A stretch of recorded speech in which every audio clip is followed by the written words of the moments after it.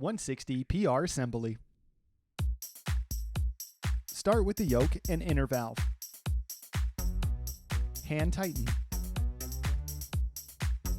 Wrench the yoke and inner valve firmly together. Place the diaphragm and yoke together. The record finish should face the diaphragm. Place the clamp plate, record finish, facing the diaphragm. Install the stem. Set aside the diaphragm assembly. Take the spring steps, and spring casing. Place the spring and spring steps into the spring casing. Insert the guide bushing into the spring casing. Utilize the circlip pliers. Insert the circlip.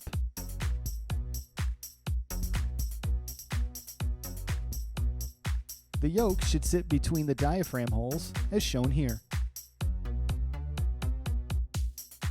Place the diaphragm assembly inside with proper alignment. Properly align the spring casing and lower body. Insert the spring casing screws. Tighten with the bolt driver. Assembly complete.